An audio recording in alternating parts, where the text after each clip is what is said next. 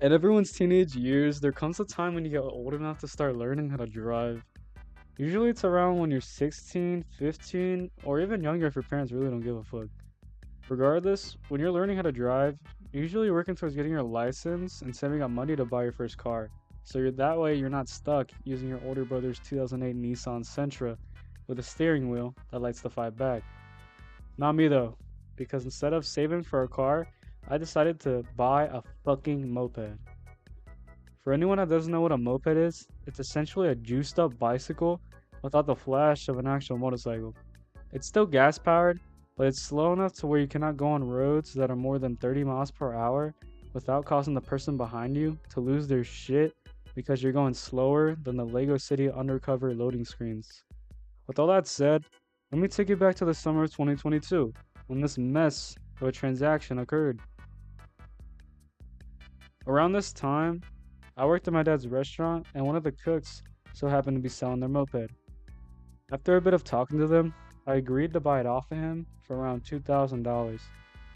The night we bought it, we loaded it onto my dad's Chevy and took it home. When we got it home, we proceeded to unload the moped, but since this time it was just my dad and me to bear the weight, we dropped the fuck out of this moped on the ground. It didn't look like any damage had been done, but then again we couldn't see shit because it was nighttime. I put a tarp over the bike and left it in the garage for the night. That morning, I decided it was time to start it up and take it for a joyride. But to my surprise, this shit wouldn't turn on. After a while of pressing every damn button on the moped and losing my mind because I dropped $2,000 on a bike that doesn't even work, I called my dad over to check it out. He found the problem instantaneously because all dads are programmed to have every solution in the universe, even if they're unfamiliar with the territory. It was a dead battery. Crazy, because the night before, the dude we had bought it from turned it on and was popping tricks like he was Funky Kong. Either way, we then proceeded to go to everyone's wing diner establishment, AutoZone. We get there, we buy the battery, and even an order of wings because they had a BOGO deal happening around that time, and we headed home. When we headed home, when we got home, we changed the battery and we added a bit of gas. We go to start it up, and it finally turned on. I had started to drive it around the end of the street I lived on at the time, but as I was driving, I heard a sudden roar of another moped engine. I look at my rearview mirror, and there's this drug addict riding a modified moped that starts honking at me from behind. Now, I had known this kid living in my neighborhood because he was around my age, but this dude was known for having mall, shiesty wearing levels of crash outs. It was crazy. This dude had gotten kicked out of every school he had been to the point where he just stopped going to high school. But anyways, I pulled over to see what this dude wants. For anyone saying, why didn't you just drive away?